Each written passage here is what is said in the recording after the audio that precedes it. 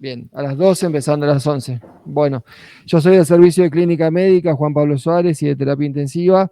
Y la idea un poco de esta clase es una especie de ver la patología de la vía biliar, que la fueron viendo en distintas clases, y a su vez eh, también introducir dos conceptos importantes que son el de colangitis y el de diverticulitis, que a veces en el pregrado no se da con tanta insistencia y después en la práctica médica son situaciones frecuentes y bastante desafiantes. ¿Hay que grabarlo también? Bien, espera que lo ponemos acá. Lo grabamos de acá. Para decirlo después.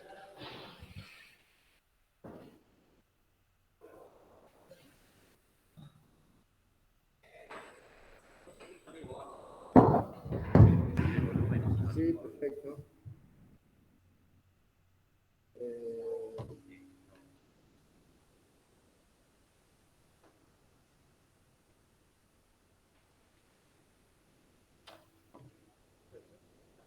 Para grabarlo tengo que dejar de compartir, ¿no? Para grabarla.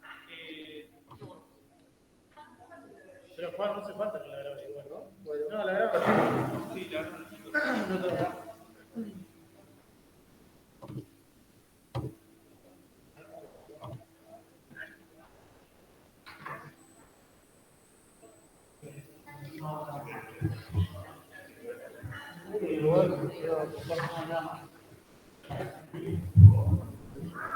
El que me dijo control alt y las flechitas me suena al día. ¿Estamos bien para los que están en las casas? ¿Se escucha bien y pasan? Sí. Perfecto. Bueno, les decía entonces, si alguno puede grabarlo para los que no están o por si alguien la quiere ver, empezamos un poco, vamos a ir repitiéndolo, además los primeros son casos clínicos, los vamos a ir charlando con el resto, pero para empezar a poder aprovechar, porque si no, no vamos a llegar. Vamos a ir despacito con los primeros, así le damos tiempo y vamos a ir charlando. ¿eh? El primero es un paciente varón de 57 años que luego de una ingesta copiosa concurre a la guardia por dolor abdominal intenso en epigastrio asociado a náuseas y vómitos. Tiene 105 latidos por minuto, está normotenso, fiebre 38 grados, con dolor abdominal a predominio del hipocondrio derecho, un Murphy no evaluable, pues está con un intenso dolor abdominal basal. El decúbito lateral preferente para minimizar el dolor. Tiene 42 de hematocrito, 12.300 blancos, bilirrubina total de 1.1, enzimas hepáticas normales, amilasa de 140, creatinina de 1.2. Estos casos, chicos, son como disparadores para que podamos pensar, para que no se duerman al minuto 3 de la clase y lo hagan al minuto 8, pero después al final va a estar todo y van a estar respondidas, ¿sí? Pero es un poquito para ir entrando en calor y para que digamos a ver qué nos parece. Eh, ¿qué les parece esto? ¿Qué podrían decir? ¿Cómo lo encararían? ¿Qué les parece?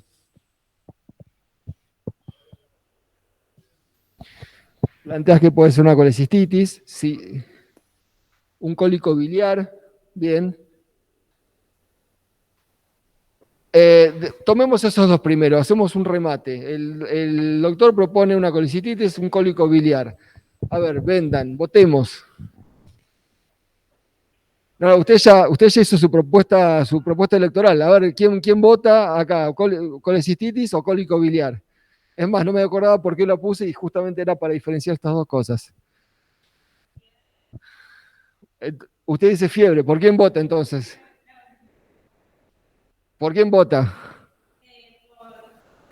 Colicistitis a la una, colicistitis a las dos. ¿Por qué colicistitis?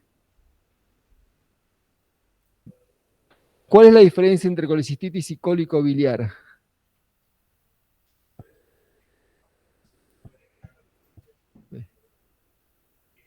Bien, bien. Vamos a ver si en épocas así electorales cambió su voto. ¿Usted cambió su voto?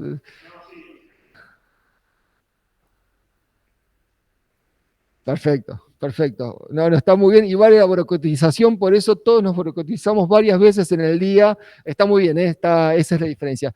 Coincido con ustedes en que es posible que sea una colecistitis aguda, y más que el cólico biliar no suele acompañarse de fiebre, ¿no? Entonces podría ser más. ¿Y cómo seguiríamos acá? ¿Cómo, o sea, es la hipótesis? Sí, puede tener blancos altos por un cuadro de inflamación. Igual después, digamos, ¿cómo podríamos seguir adelante en el...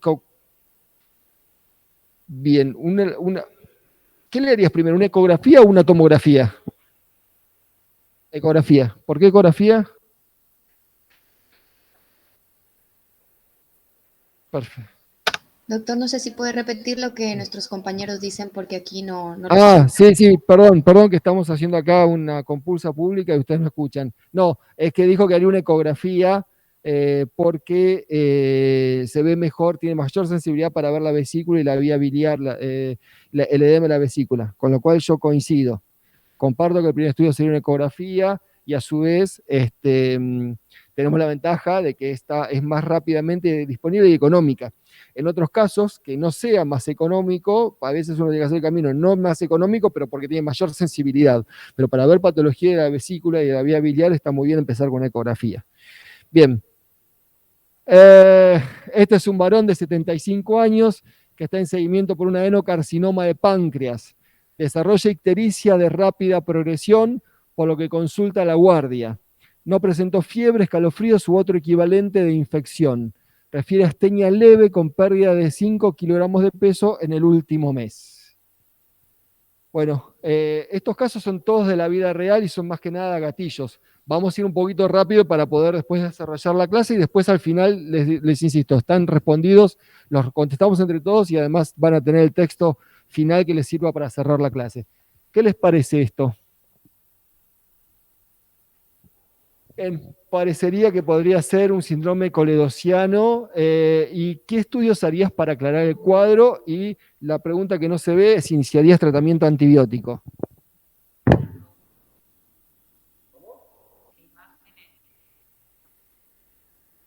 Dice que de imágenes haría una tomografía para aclararlo. ¿Alguna otra idea? ¿Alguna otra opinión? Bien, ¿qué laboratorio le harían? Bilirrubina, yo les voy contando para que estén en las casas. Te están diciendo bilirrubina, fosfatasa alcalina. Bien, bueno, ¿y algún otro marcador de laboratorio? Lo vamos a ir viendo, ¿eh? Perdón, pero pesquisar sobre la hipocolia y coluria es algo en este momento relevante o solo con... Sí, obviamente, perfecto. Toda la parte clínica, vamos a ver, decía de ictericia de rápida progresión. Si esa rápida progresión fue en 24, 48 horas, seguramente vamos a poder pesquisar hipocolia, colia y coluria, totalmente. Y vamos a pedir un laboratorio con los parámetros que dijeron, más algún otro que vamos a ver, que siempre viene de la mano del hepatograma y de imágenes. Propuso una compañera de ustedes una tomografía.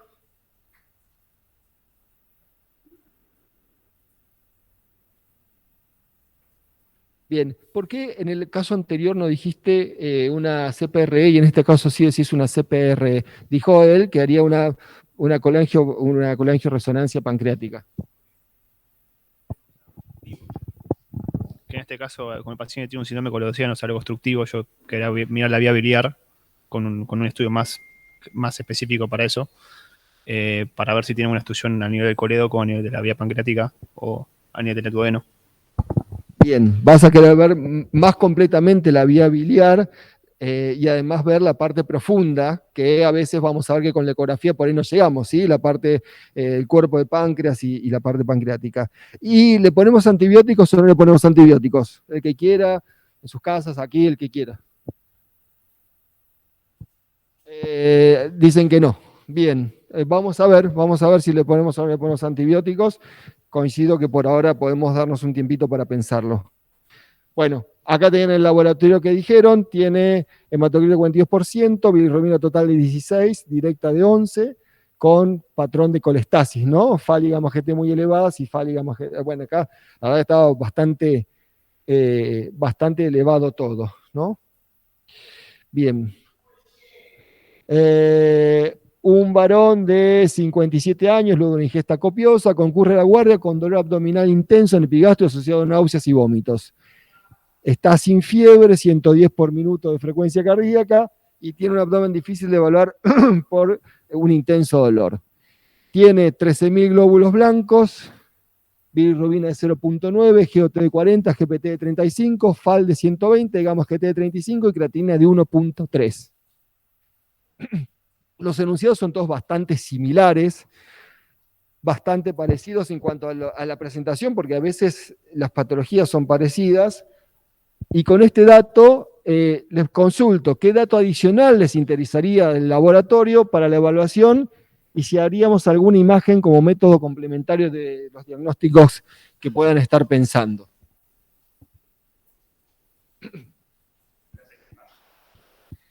Bien, amilasa y lipasa, ¿sí? Esto está puesto para eso, para que hagan amilasa y lipasa, ¿sí? Recordar, obviamente, a ver, estamos en una clase de vía biliar, yo el primer slide que lo saqué porque había muchos, era alguien que venía con mucho dolor abdominal y que llegaba a la guardia y se desmayaba, un dolor lacerante que se caía al piso y perdía la conciencia. ¿Qué puede tener? Una pancreatitis aguda, ¿qué más? Dolor abdominal lacerante súbito y pérdida del tono y presíncope. ¿Una ruptura neurismática? ¿Cómo? ¿Una ruptura neurismática? Perfecto, patología órtica, ¿sí? O sea, estamos dentro de una clase de vía biliar, diverticulitis, pero los pacientes no estudian para venir ese día. O sea, puede venir un jueves que tiene clase de diverticulitis por una disección aórtica, ¿sí? Perfecto. En este caso, como decías vos, este cuadro tendríamos que, para poder evaluarlo bien, tener una amilasa y una lipasa para poder sabemos que tiene algo de leucocitosis, no tiene obstrucción bioquímica, por lo menos de la vía biliar, pero sería bueno saber la amilasa. Perfecto. No nos vamos a meter mucho en páncreas porque van a tener la clase de pancreatitis aguda, ya la tuvieron, pero siempre, digamos, es como mucha patología que a veces viene junta, entonces por eso vale la pena recordarla. Bueno, otro paciente muy parecido al anterior que tiene 57 años, luego una ingesta copiosa, concurre a la guardia por dolor abdominal intenso en epigastrio asociado a náuseas y vómitos. Tiene 110 latidos por minuto, 39 grados de temperaturas, está normotenso, un abdomen difícil de evaluar porque tiene un intenso dolor. 13.000 blancos, amilasa de 1900, creatina de 1.3, GOT y GPT por 3, gamma GT de 230, FAL de 450, una bilirrubina total de 4, con bilirrubina directa de 3.2. Las preguntas son: ¿cuál les parece el diagnóstico? ¿Qué imágenes complementarias harían? Y si la pregunta es si inician tratamiento de antibióticos o no en este paciente que estamos viendo.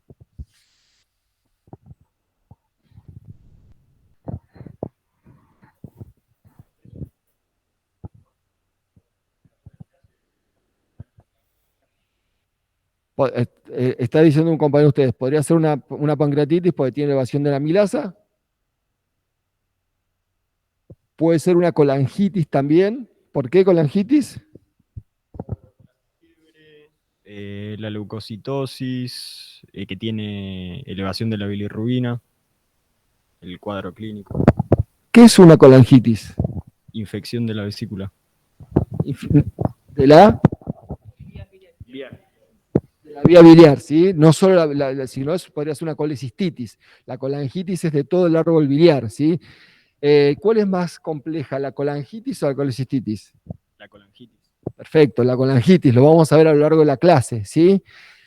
Y respondiendo, uniendo las cosas, tiene las dos cosas este señor. Tiene una pancreatitis porque tiene amilasa de 1900, la pancreatitis la tiene y también tiene colangitis, ¿sí? Porque tiene fiebre y tiene obstrucción de la vía biliar, ¿sí? ¿Le ponemos antibióticos o no le ponemos antibióticos? Perdón, usted, doctora, también está como que cambia de partido político. Al otro que tenía vía biliar obstruida no le puso antibióticos y a este sí. Por el tratamiento de pancreatitis. Yo lo pensaría más por pancreatitis. Ok. Porque es una etiología distinta. O sea, una cosa es que estemos hablando de una obstrucción, pero sin infección, y otra cosa es que acá ya se infectó. Tal vez es una pseudo-obstrucción, que es lo que permite el pasaje de las bacterias. ¿La anterior? ¿La anterior no era colestasis? Pero esto es colangitis. O sea, lo que en el caso anterior era un paciente con cáncer de páncreas, lo que yo estaba pensando es que el páncreas era el que generaba la obstrucción, más que un propio proceso del conducto, digamos. Exactamente, es lo que están diciendo. El otro era colestasis sin infección y esto es colestasis más infección que se llama colangitis, ¿sí? Además de que tiene una pancreatitis, con lo cual es un cuadro potencialmente muy grave y a este paciente sí hay que ponerle antibióticos, ¿sí? Obviamente hacen todo lo que tienen que hacer, reanimación con fluidos, se toman cultivos y hay que tratarle la colangitis, ¿sí? Perfecto, ahora lo vamos a ir viendo. Bueno, una paciente de 69 años de edad, hace 7 días comenzó con un dolor abdominal difuso con mayor intensidad en la fosa ilíaca izquierda. En los últimos 5 días refiere distensión abdominal y febrícula con registro de 37,8. Hace 48 horas la evaluaron en un domicilio y le indicaron ciprofloxacina 500 cada 12. En el día de hoy lo llamó telefónicamente por el dolor es más intenso y presentó un registro de 38 grados y medio. ¿Qué conductas tomarían? Hay algunos casos medio grises o medio ni, pero que esta es vida real, ¿eh? Esto de hecho fue un caso verdadero, por eso está acá. Yo creo que la llamaría para que vaya al hospital a hacer una evaluación si la persona no tiene, por ejemplo, una perforación por la ruptura del divertículo, digamos, que sería algo muy, muy agravado y claramente no respondería a los antibióticos. Bien, acá lo mismo dijeron diverticulitis y lo que me gustó es que te parece que tenés poca información, que por lo pronto querés estudiarlo un poco mejor, ¿no? Sí. Bien, estamos de acuerdo y fue lo que hicimos, ¿sí? Mirá, no sé lo que tenés, parece no ser algo tan sencillo porque todavía seguís con fiebre y con dolor abdominal hace 7 días y tenés un dolor que puede ser en la fosa ilíaca izquierda compatible con diverticulitis, con lo cual tenemos que evaluarlo un poquitito mejor y la idea es que que vaya a atenderse. A ver, ya que estamos, ahora vamos a ir viendo. La mandás a la guardia y se comunican con el médico de la guardia. By the way, otra de las cosas, lo mejor que uno puede tratar de hacer es estar conectado, estar en contacto, avisar que va a ir una paciente con estas características. Ustedes la reciben en la guardia a esta señora y ¿qué harían? Además de revisarla, de evaluarla, obviamente, ¿qué le pedirían como análisis complementarios? Perdón, ¿quién dijo? Un laboratorio, ¿qué le pedirías? Él dijo laboratorio. Sí, soy hemograma completo, enzimas hepatograma, o sea, enzimas hepáticas. Bueno, no sé qué más, ionograma le puedo pedir, o sea, todo. Sí, ionograma, no sé bien, también una parte urinaria, ¿no? Habría que ver que no tenga puño percusión, ¿no? O sea, diagnósticos diferenciales. Y suponiendo que ustedes piensan que puede ser una diverticulitis, ¿qué otra cosa pedirían? Una tomografía, plantean acá, se puede hacer tomografía o ecografía. Yo coincido que para evaluar la diverticulitis la tomografía empieza a jugar un rol importante. Es un ejemplo de lo que decíamos, que si la ecografía no me termina de convencer o yo tengo dudas de que pueda haber una complicación profunda, tal vez una tomografía sea mejor, aunque en este caso no es que es más económica, pero es más sensible, nos va a dar más información para tomar conductas. Y coprocultivo depende de lo que pienses. Para una diverticulitis no te va a cambiar tanto, ¿sí?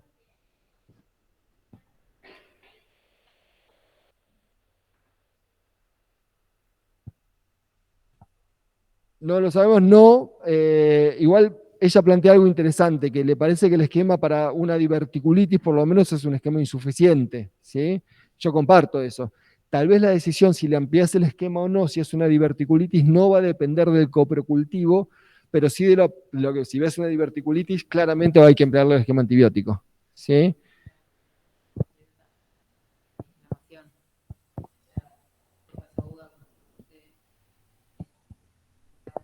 Bien, bien. ¿Y eso para qué le pedirías? ¿Blancos? Sí. Estoy inclinando Perdón, dijo que le pediría parámetros de inflamación, eritrocimentación y PCR y glóbulos blancos.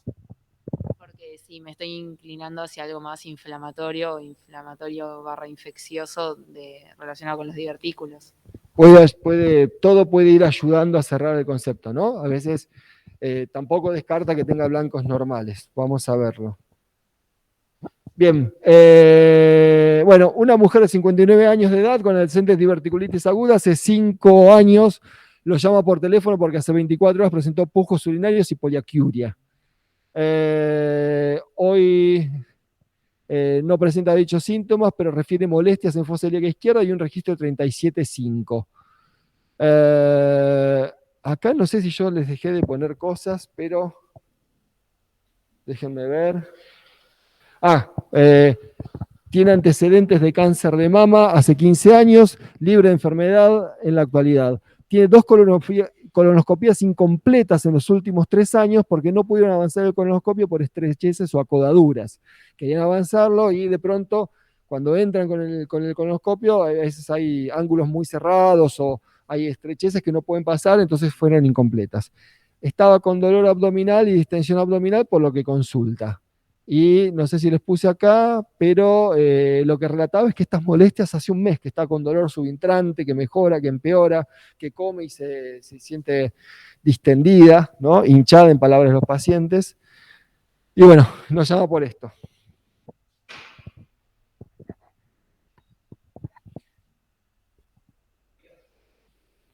Puede tener bridas, dijeron, puede tener bridas, porque ¿cuál es la causa más frecuente de bridas? Cirugías previas, ¿no? Potencialmente, o por ahí alguna brida o alguna hernia interna, un diagnóstico diferencial, ¿está bien?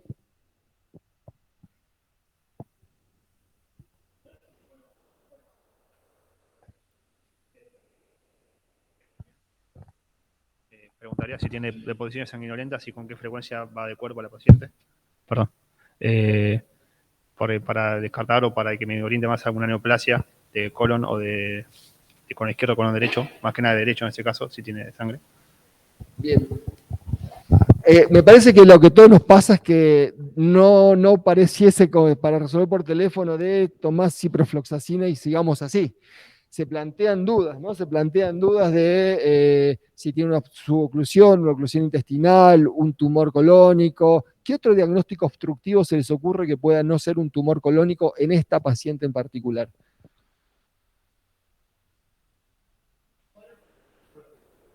Un bolo fecal, por supuesto, podría ser. Y otra cosa, digamos, el antecedente del cáncer de mama no parece tener un implante peritoneal, pero digamos, es algo bastante confuso para responder de vuelta. Uno no le va a dar la respuesta ahora, ¿qué es?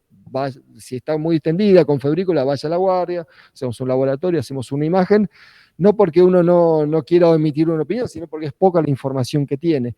Y vamos a ver también que cuando hay diverticulitis en varios episodios puede haber estrecheces a nivel del colon, ¿sí? Eso se genera estenosis a nivel del colon y eso sería otra causa en esta paciente en particular. Y este es el último caso que no tiene que ver con esta clase, pero para que se la lleven y alguna vez en algún día de trabajo se acuerden. Una paciente diabética de 74 años de edad se internó hace 7 días por sepsis a punto de partido urinario. Evoluciona con shock séptico, por lo que ingresó a asistencia respiratoria mecánica hace 5 días, está con el respirador artificial, con sostén inotrópico. Se aisló una Escherichia coli sensible a ciprofloxacina, que es con lo que está tratada desde el ingreso. A febril hace 5 días, en el día de hoy, empezó con 2 registros de 38 grados y signo de dolor a la compresión del hipocondrio derecho. La paciente es sedada en ARM, pero igual le tocan y le duele un poquito. ¿Alguien sabe alguna patología? No tienen por qué saberla, y esto está de más. Esto no tiene que ver con esta clase, pero ya que hablamos de urgencia de la vía biliar y de patología biliar,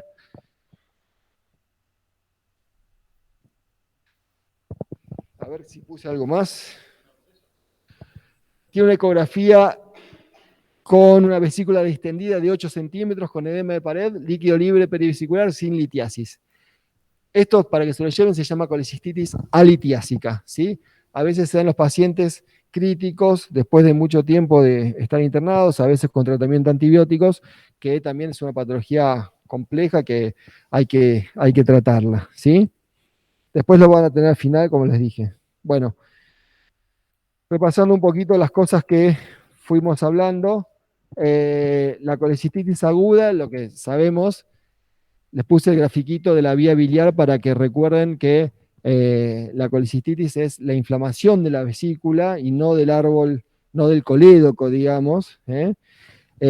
Y habitualmente lo que tenemos con la colecistitis, ¿cómo son las enzimas hepáticas?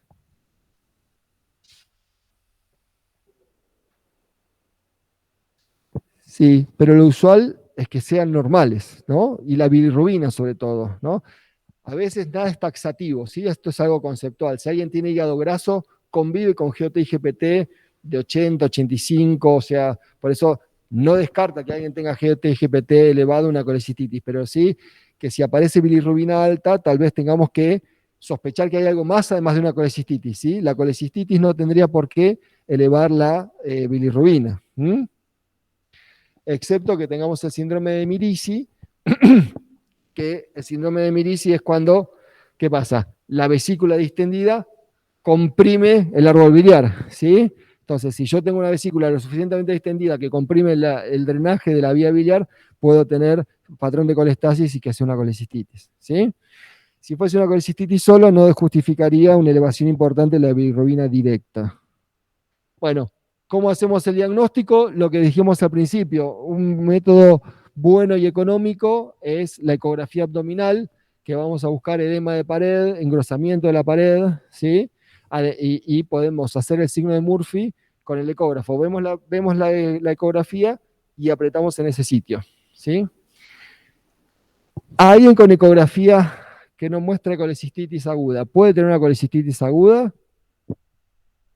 ¿Alguien que tiene una colecistitis aguda puede tener ecografía normal? Ecografía normal. Sí, y puede ser una colecistitis muy precoz o puede ser una patología, digamos que o el ecografista no lo vio, ¿sí? Nunca la sensibilidad y la especificidad de un método complementario es del 100%, ¿sí? Es un excelente método diagnóstico, tiene buena sensibilidad y especificidad, pero nunca es del 100%, ¿sí? Así que a veces los abdómenes agudos consultó muy precozmente, la imagen todavía no es definitoria. Si no sé qué tiene y lo veo mal el paciente, vale dejarlo en observación y ver cuál es la evolución de ese paciente, ¿sí? A veces uno se tiene que tomar tiempo y tiene que ver la evolución de los casos para poder verlo. Bien. Bueno, les decíamos que la colecistitis es es un buen método, nunca con sensibilidad y especificidad al 100%. Y si estamos hablando de colecistitis aguda, como hablábamos un poquito al comienzo, la tomografía abdominal y la colangioresonancia no son urgentes en el minuto cero, ¿sí? O sea, habitualmente por ahí si tenemos que hacerla, las hacemos para descartar otras patologías o porque pensamos que puede haber alguna complicación. Estas son imágenes todas de ex residentes de acá. Fíjense, ahí está engrosada la pared abdominal. Para los que están en la casa estoy mostrando la segunda imagen, donde se ve un engrosamiento de la pared vesicular. Acá también está un poquito más aumentada de tamaño la vesícula.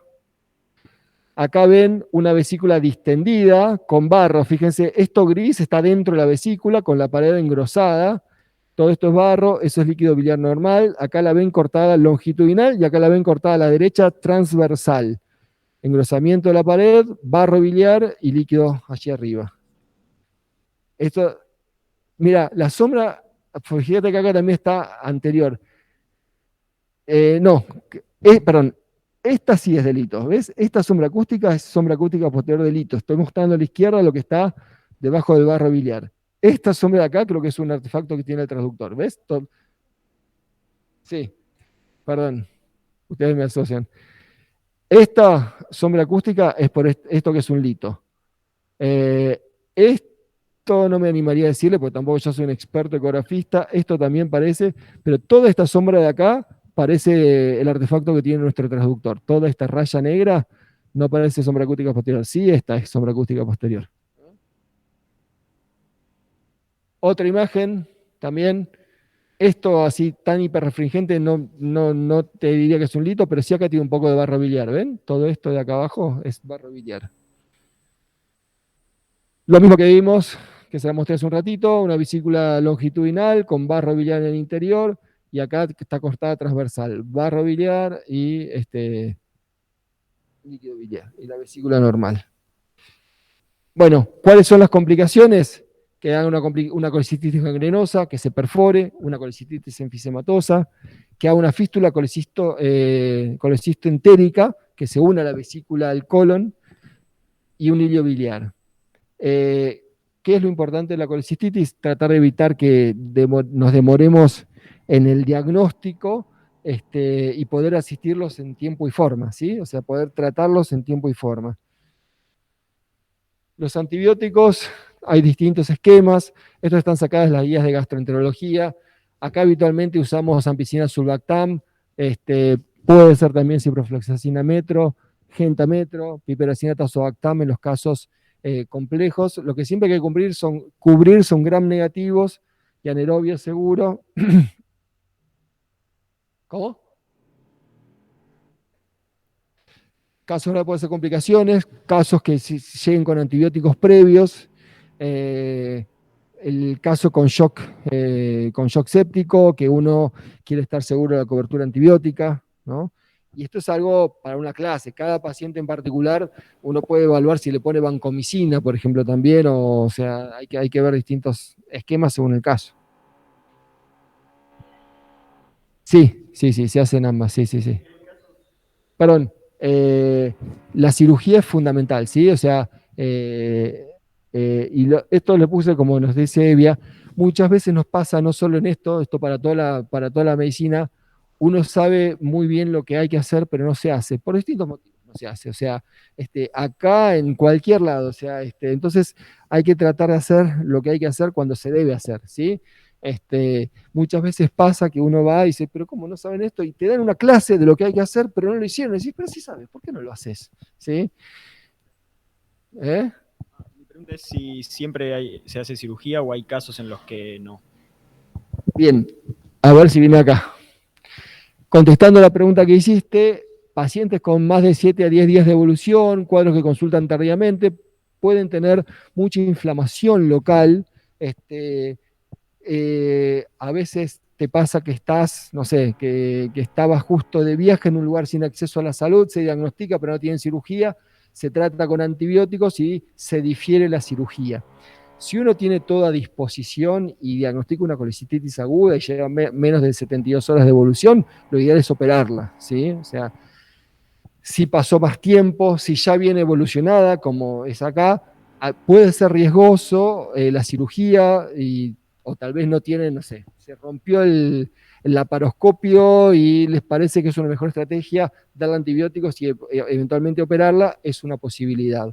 Es como algo alternativo. A veces, como digo, cuando llego mucho tiempo después del cuadro inicial, a veces las cirugías son complicadas porque está todo muy inflamado y muy, y muy friable, ¿sí?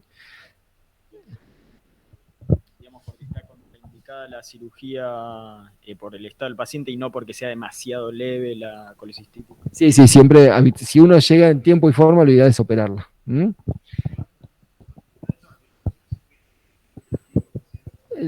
Los tratamientos antibióticos son empíricos, y sí, porque es muy poco frecuente, salvo alguien que haya tenido mucho tratamiento antibiótico previo, que sean resistentes los gérmenes.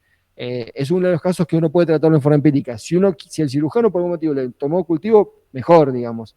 Pero habitualmente, si no tiene historia de antibióticos previos, son empíricos. Alguien está internado, hace fiebre y es la vía biliar, le vamos a tomar cultivos, porque ahí ya no está tan claro que sea sensible, ¿sí? Entonces, y ante la duda, si por algún motivo les pareció que había que tomar cultivos, porque pueden haber gérmenes resistentes, se toman cultivos, ¿sí? O sea, siempre es mejor, si uno tiene la duda, tomarlos que no tomarlos, ¿sí? Y otros cuadros muy graves, muchas veces nuestra población, pacientes de 87 años, muy comórbidos, muy frágiles, que vienen con muchísimo riesgo quirúrgico, tal vez en ese momento se puede hacer una colecistostomía, que es un drenaje de la vía biliar, y después darle antibióticos y operarlo en un segundo tiempo. De vuelta, hay que ver caso por caso, no es lo ideal, pero hay escenarios muy, muy complejos que tal vez en algún momento uno tiene que darse ese compás de espera, pero si puede resolver el foco, mejor. Contestando lo que preguntaban, si uno lo pudo operar, los antibióticos los pone pero es algo secundario y por pocos días, ¿sí? Lo importante es que se sacó el foco, como cualquier foco no drenado, lo importante es sacar el foco, ¿sí?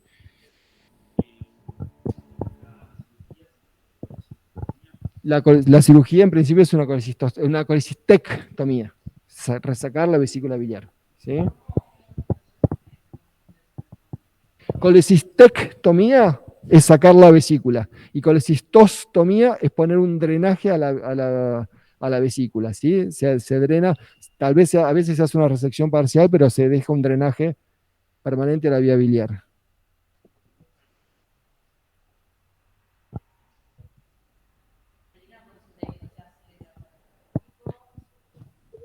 Una colecistectomía se hace laparoscópica o por vía convencional, preguntan. Habitualmente, casi siempre se intenta hacer laparoscópica.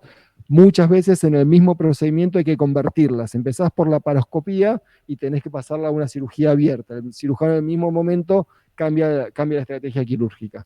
Esto sirve para la colecistectomía, para el apéndice, para el colon, o sea, pero generalmente la colecistectomía, la gran mayoría de las veces es laparoscópica. Bien. Bueno, esto es una imagen de una, yo le fui echando algunas cosas para que no sea tan aburrido, una imagen de una paciente que tenía una colecistitis, pero complicada, con mucho tiempo de evolución. Fíjense que tienen aire dentro, o por fuera de la pared de la vesícula, un montón de litos. Esto estaba todo comprometido, la parte de drenaje de la vía biliar, y bueno, esto de vuelta antibióticos y mucho tiempo de resolución, ¿no? Y fíjense cómo acá la imagen fue una tomografía, pero no para diagnosticar la colecistitis, sino estábamos buscando la complicación y evaluar la complicación que tenía.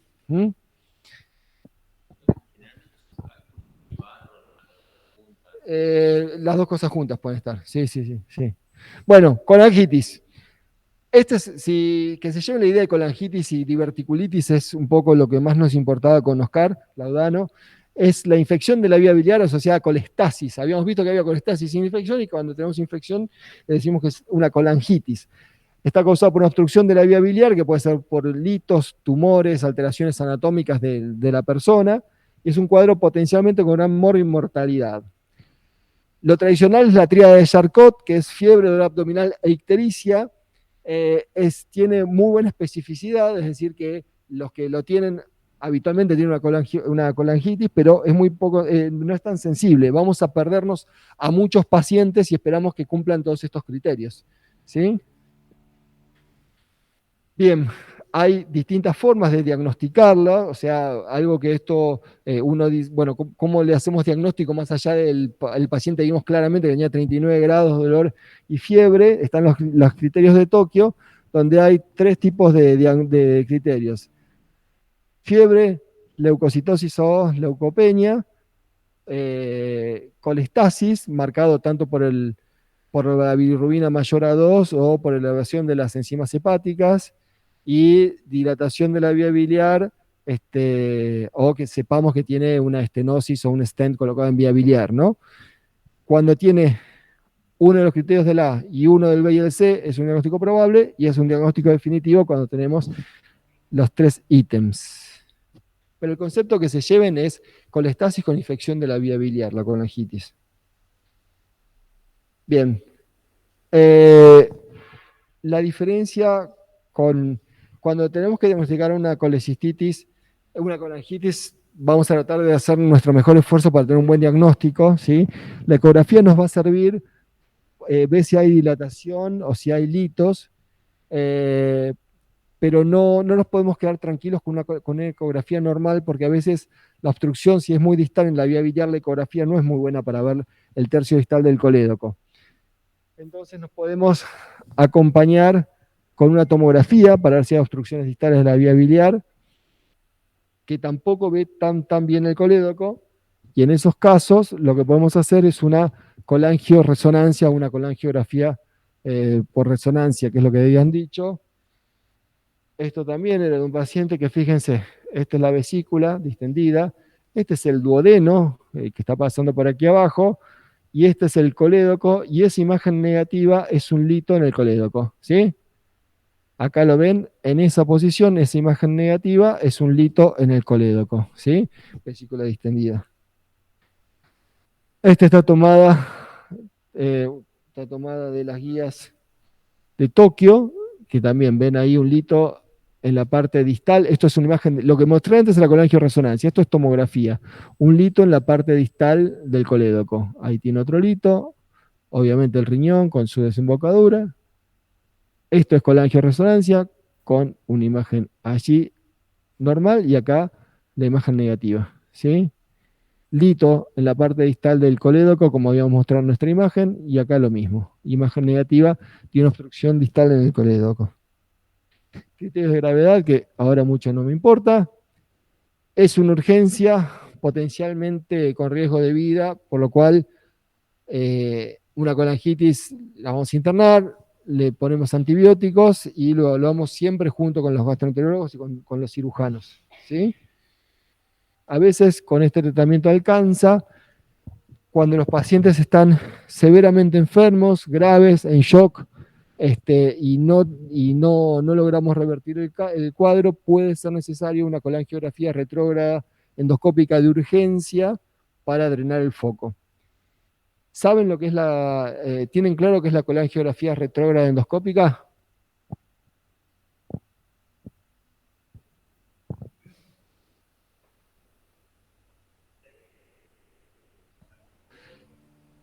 Exactamente. La colangiografía retrógrada endoscópica es, con el endoscopio ingresan como para hacer una endoscopía digestiva, pasan esófago, estómago, duodeno, llegan a la desembocadura del colédoco y se meten con el, o sea, yo tampoco nunca la hice, no es tan sencillo, pero ingresan con el instrumental y pueden hacer una papilotomía, hacer una apertura de la vía biliar y a veces si hay un lito poder extraerlo, ¿sí?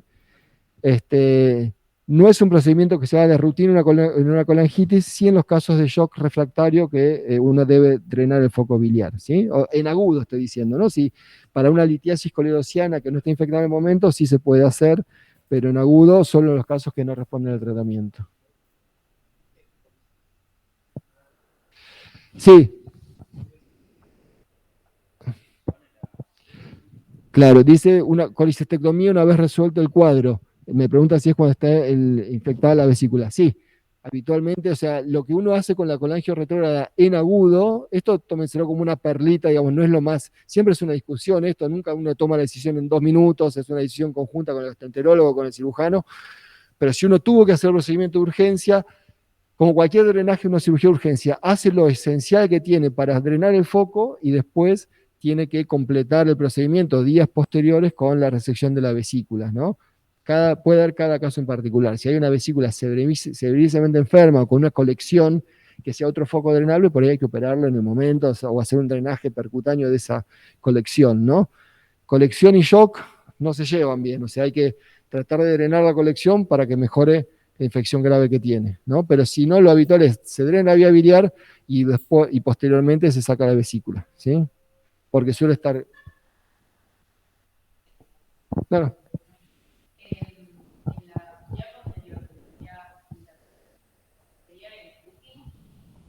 Depende cómo esté. Depende cómo esté y de vuelta. Me decís que hubo un caso que lo trataron ambulatorio, hay que ver muy seleccionado, sería raro. Depende cómo sea la gravedad, ¿sí? Tal vez no es necesario que vaya a terapia intensiva, sí, porque no toda colangitis es gravísima y no toda colangitis tiene riesgo de vida inminente, ¿sí? Lo importante es detectarlo, o sea, para que no sea, que no pase como un cólico biliar, digamos, ¿sí? Y después se evalúa si es para UTI, para piso, ¿eh?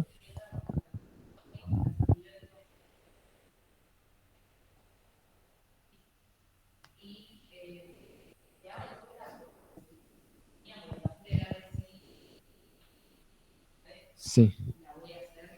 Preguntan si igual se hace la colecistectomía. La respuesta te diría casi siempre es sí. Porque habitualmente, sobre todo si es una colangitis litiásica, si es porque hubo piedras que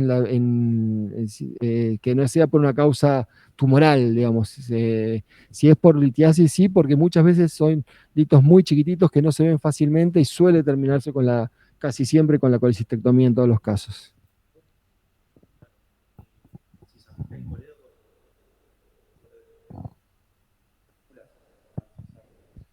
Seguramente, cuando tenés un cuadro agudo, drenás la vía biliar, le das antibióticos, y ese paciente, lo más probable es que posteriormente, en la misma internación, se termine haciendo la colecistectomía, porque se suelen dar patologías asociadas, y a veces hay cuadros litiásicos que no viste, y no es que tiene un punto de clivaje clarísimo muchas veces.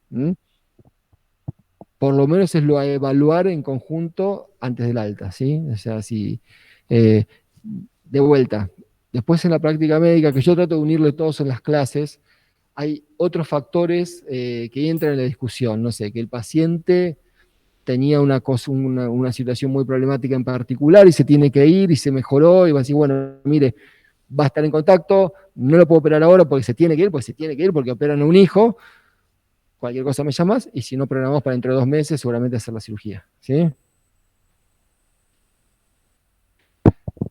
Bien.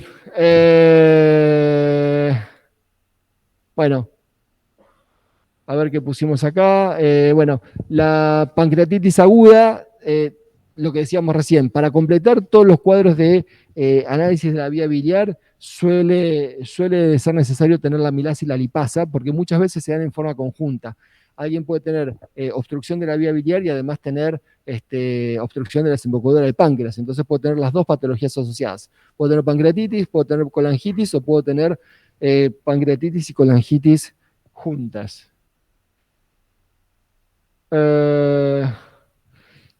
Esto ya se los debe haber dicho en la clase de pancreatitis aguda.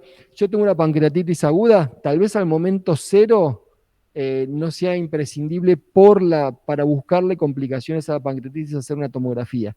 En general tenemos una imagen, ya sea ecografía o tomografía, porque hay que hacer el diagnóstico, y no puede ser una pancreatitis, o puede ser, lo que decíamos, un tumor de páncreas, o sea, hacemos la imagen, pero no porque uno vaya a buscar un pseudoquiste por la pancreatitis al momento 1 o 0, ¿sí? Eso se ve días posteriores.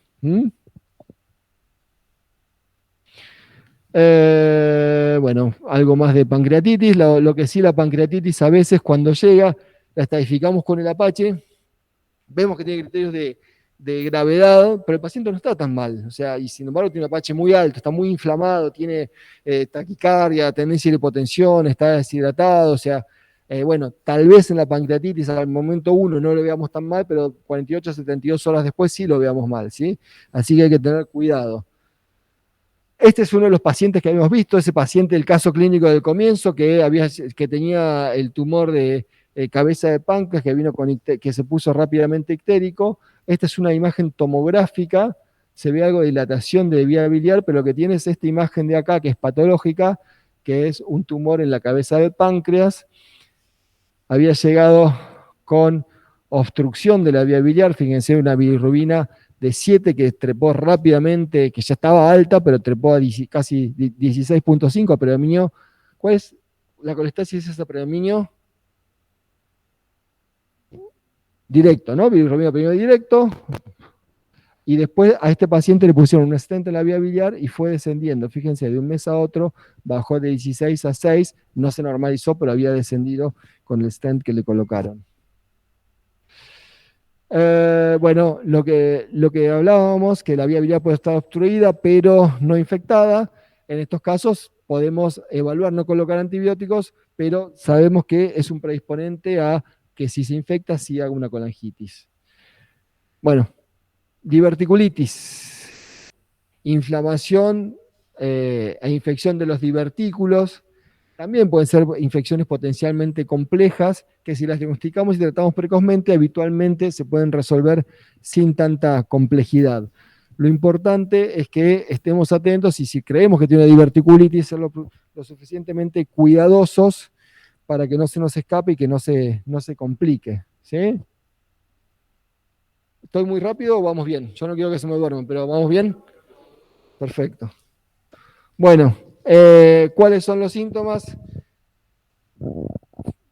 Diversos, dolor abdominal, generalmente en fosa ilíaca izquierda, diarrea, distensión abdominal, vómitos, náuseas.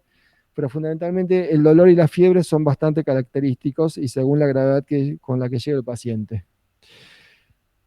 Es muy común que tengan divertículos las personas y la mayoría no va a ser nunca episodios de diverticulitis, ¿sí? O sea, y un pequeño porcentaje va a ser episodios de diverticulitis, pero es importante saberlo para poder diagnosticarlo. La tomografía, como decíamos, en este caso nos ayuda para poder diagnosticar la infección diverticular que suele estar en la región. ¿Dónde están los divertículos habitualmente? La mayoría. ¿Dónde están los divertículos habitualmente? ¿Dónde es el sitio donde En el colon izquierdo y sigmoides. Perfecto, en el colon izquierdo y el sigmoides. Pueden estar en cualquier sitio, pero lo más frecuente es que sea colon izquierdo y sigmoides. Por eso les suele doler la fosa ilíaca izquierda, porque es el sitio más habitual. Pero puede haber en otros sectores, ¿sí? Perfecto. Bueno, y la tomografía, en este caso, muestra todos esos globitos, son pequeños divertículos. Parece estar todo dentro del intestino. A veces hay rarefacción de la grasa y a veces hay colecciones importantes. Bueno, dudas que nos surgen cuando tenemos una diverticulitis es si lo tratamos internado, si lo tratamos ambulatorio, si es de tratamiento médico o si es de tratamiento quirúrgico. Cuando son casos leves y que los tratamos precozmente, posiblemente lo podemos manejar en forma ambulatoria y con tratamiento médico, con antibióticos, y no es necesario la cirugía de urgencia. Pero en otros casos que llegamos tarde o que es un cuadro complicado, hay que plantear la necesidad de cirugía. Otras veces sabemos que tiene mala adherencia a los tratamientos, tiene poco acceso al sistema de salud, hay 1000 factores por los cuales uno puede tomar la decisión de internar o no va a poder acceder a los antibióticos si tenemos que hacer los endovenosos. Bueno, son todos elementos que nos ayudan a tomar la decisión. Es interesante, este slide lo iba a sacar porque todo este slide, este es el caso de la paciente de 59 años que nos había dicho que estaba con dolor, un poquito de febrícula y dolor y había tenido antecedentes de diverticulitis. Lo iba a sacar porque me parece que no era lo suficientemente característico para una clase inicial, pero lo dejé porque es la vida real y es como decías vos que habías dicho de pedirle parámetros inflamatorios. Esta paciente tiene una diverticulitis, fíjense que tiene glóbulos blancos normales, tiene 9.900 glóbulos blancos y tiene una proteína C reactiva muy elevada. Yo no le digo que van a hacer diagnóstico por PCR elevada, tal vez hasta sea un error pedir la PCR, o más que un error, digamos, no lo van a encontrar en ninguna guía, pero sí les traigo un caso de la vida real que fue clínica, llamado telefónico, donde no te quedas tranquilo porque sabes que puede ser algo complicado. Si no me equivoco, esta paciente le habían dado cipro, pero no le alcanzó y fue precoz la consulta y no había llegado, todavía no tenía la leucocitosis marcada y sí tenía inflamación por los parámetros bioquímicos y obviamente por la clínica que tenía, dolor en fosa ilíaca izquierda, febrícula, y además tenía engrosamiento de la grasa perirectal y rarefacción de la grasa perirectal. Esta fue una diverticulitis no complicada que con un adecuado tratamiento antibiótico se pudo resolver. Los antibióticos, bueno, como siempre, con cualquier cuadro de infección abdominal, evaluamos si puede seguir comiendo o no. Si le dejamos dieta, tiene que ser una dieta liviana o una dieta líquida en comienzo. Y los antibióticos son similares a todo lo que cubre el tracto digestivo. Ciprofloxacina, metronidazol, ampicilina, sulbactam, y también depende, como hablamos, de la gravedad del caso. Diverticulitis puede ser algo inocente. ¿Quién es? A ver si lo conocen. Exactamente. Lo que parece simple se puede complicar, ¿no? Se puede complicar. El mono se complicó. Es el primer modo es el de River, el segundo es el del Atlético. Estaba detonado.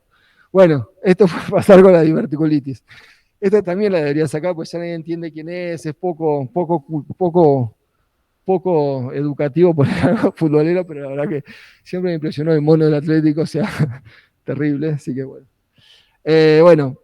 Siempre lo seguimos junto con los cirujanos, ¿sí? Son patologías y gastroenterología, son patologías que se siguen en forma conjunta porque, insisto, a veces hay que tomar la decisión de operarlos. A veces hay colecciones abdominales, de esto no les traje un slide que voy a ver si lo puedo incorporar. ¿Cómo se les ocurre que se puede resolver una colección abdominal? Infecciosa, ¿no?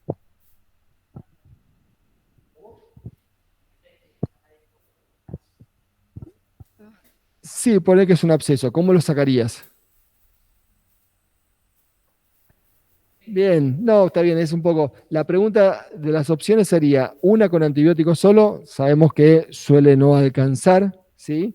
La otra clásica es la cirugía convencional, que está muy bien, y lo que cada vez se hace más en la actualidad es colocar drenajes percutáneos, ¿sí? Guiados por ecografía o por tomografía, ponemos un catéter, como hacemos con un empiema, o sea que se le pone un tubo pleural, bueno, algo parecido, no tan así, pero un drenaje percutáneo que si podemos entrar bien a la colección y drenarla y que salga el material purulento, es otra opción de tratamiento. Obviamente, si es que está drenado, ¿no? Si es muy viscoso y no puede drenarse, bueno, por allí hay que hacer una cirugía para el drenaje. Pero son alternativas para el drenaje y cuando hay colecciones, no es bueno solo tratamiento médico.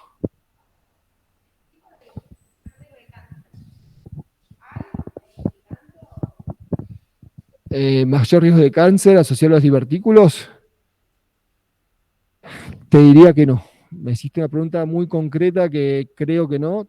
Te debo la respuesta para esta semana. Segura. Te podría decir que no, o sea, te doy la respuesta general que pasa habitualmente. Uno tiene que revisar. Una pregunta concreta para una respuesta concreta y con fundamento bibliográfico lo tengo que revisar. Mi recuerdo es que no tiene mayor riesgo de cáncer. Pero me queda pendiente darte la cita bibliográfica de si es así o no. Bueno, muchos de los que yo les decía que mucha gente tiene divertículos y después no, pero pocos hacen diverticulitis clínica, pero sí los que tuvieron un episodio de diverticulitis es frecuente que tengan un segundo episodio de diverticulitis, ¿sí?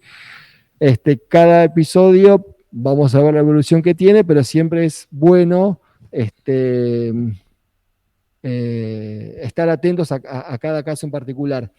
Los pacientes que hicieron más de un episodio de diverticulitis, a medida que van repitiendo episodios, uno puede evaluar la posibilidad de hacer una resección quirúrgica si tiene episodios muy frecuentes. Y además otra pauta de cuidado que se les puede dar, el que tuvo una diverticulitis, es que si va a viajar se lleva un esquema de tratamiento, porque es algo que hay que darle antibióticos. No es como, no sé, una gastroenteritis que uno lo trata sin antibióticos. Si es una diverticulitis, tiene que recibir antibióticos. Y lo que mencionábamos al comienzo de la clase, los episodios repetidos de diverticulitis pueden generar en largo plazo estenosis en los sectores afectados que puede ser necesaria una resolución quirúrgica. Esta es la paciente que les comenté que había tenido diverticulitis hace 5 años, antecedentes de cáncer de mama, que hace 2 meses venía con distensión abdominal, dolores abdominales recurrentes y que estaba con febrícula. Me tocó atenderla a mí, yo no sabía que tenía tampoco, le dije lo mismo que ustedes, me parece que tenés que hacerte una tomografía y evaluarlo mejor, y se hizo la tomografía y tenía una suboclusión intestinal, se trató con antibióticos y se decidió junto con el cirujano operarla, de vuelta, nada es taxativo, yo podría venir y decirles, esto es así, hicimos esto y no nos equivocamos, siempre uno se maneja con probabilidades, tratando de hacer mejor diagnóstico, y dudamos si operarla en agudo o no, pero estaba muy subocluida, se lo operó, y al final no tenía una diverticulitis infecciosa, lo que tenía era una estenosis del colon distal, que eso fue lo que, perdón, del sigmoides, que fue lo que se resecó y se pudo resolver la suboclusión que tenía. ¿Cómo? Estenosis del sigmoides. Tenía estenosis por los episodios de diverticulitis previos, se había estenosado y estaba rígido. Entonces le generaba la distensión para arriba. Esta tomografía lo que muestra es mucho aire dentro de las asas, que es lo mismo que vemos acá, un colon distendido y no vemos niveles, que sería otro de los marcadores de la suboclusión. La colecistitis alitiásica es lo que mencionábamos. Esto lo leen ustedes, no es para que se lo lleven ahora. Y los recordatorios que me interesaría que se lleven. La colangitis es un cuadro potencialmente muy grave y que a veces no nos queda tan claro en el pregrado, por eso queríamos enfatizarlo. La colecistitis aguda, cualquiera sabe lo que hay que hacer, pero a veces se demoran las cosas, hay que tratar de hacerlo, fundamentalmente resecar la vesícula si llega en tiempo. Las pancreatitis, para diagnosticarla tenemos que tener amilasa y lipasa, para por lo menos una de las dos, amilasa puede ser, hay que pensarlo, pedirlo, y después saber que a veces las complicaciones de la pancreatitis no es en el momento que llega, pero si está muy inflamado podemos tenerlo a los pocos días. Diverticulitis compleja, muchas veces minimizada y hay que controlar estrictamente. Esto se lo llevan, lo que está en naranja es la respuesta, el primer caso que hemos visto era una colicistitis, y lo dijeron muy bien, la ecografía sería el mejor diagnóstico, el primer método diagnóstico para evaluarla. Este paciente que teníamos la obstrucción de la vía biliar de larga data, dijimos que podíamos evaluarlo con una imagen de la vía biliar y en principio no ponerle antibióticos porque no era algo infeccioso. Este paciente lo que nos faltaba era la amilasa y la lipasa, porque teníamos todo el árbol, toda la evaluación bioquímica del árbol biliar, pero nos faltaba la amilasa, y si tenía una pancreatitis, si no se lo pedíamos, no iba a pasar de largo. El mismo paciente, el mismo paciente, la misma clínica, pero con fiebre y obstrucción de la vía biliar, a la pancreatitis, que acá vemos porque tiene 1900 amilasa, le sumamos la colangitis, con lo cual este paciente, de todo lo que hablamos, es el más grave de todos y hay que ponerle antibióticos y ver cómo lo vamos a resolver después. Esta paciente fue la que nos dimos cuenta que tenía, sin una gran leucocitosis, una diverticulitis y la tratamos y evolucionó en forma favorable con tratamiento antibiótico solamente. Y esta paciente es la que nos había comentado que tenía molestias y distensión de 2 meses de evolución con antecedentes de diverticulitis y cáncer de mama, y al hacer la tomografía nos dimos cuenta que tenía una estenosis sigmoidea. Y esta es una colicitis alitiásica, que es lo extra que se llevan de la clase. ¿Preguntas?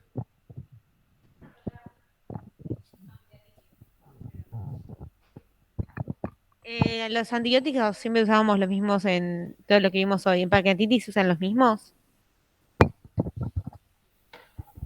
La pancreatitis por sí misma no lleva antibióticos de inicio, o sea, no es que yo diagnostico pancreatitis y le tengo que poner antibióticos, no necesito ponerle antibióticos si es una pancreatitis únicamente. Cuando hace fiebre en la pancreatitis, habitualmente son pancreatitis graves que estuvieron internadas, que tuvieron, y no, tengo que tener una mayor cobertura antibiótica. Piperacina, tazobactam, imipenem, o sea, hay que ampliar un poco la cobertura antibiótica, sí. Esa infección es una infección asociada al catéter o medios, una sonda, o es por la pancreatitis per se y las bacterias intestinales. Por ahí no tuvo catéteres, puede ser por la pancreatitis per se, las bacterias intestinales y la flora de un paciente internado y que muchas veces recibe antibióticos o no. Aunque no haya recibido antibióticos, si es una pancreatitis necrohemorrágica, que suele verse después de unos días, hay que cubrirla con antibióticos de amplio espectro, ¿sí? ¿Alguna duda más? Muy bien, hasta luego. Chao. Muchas gracias. Hasta luego.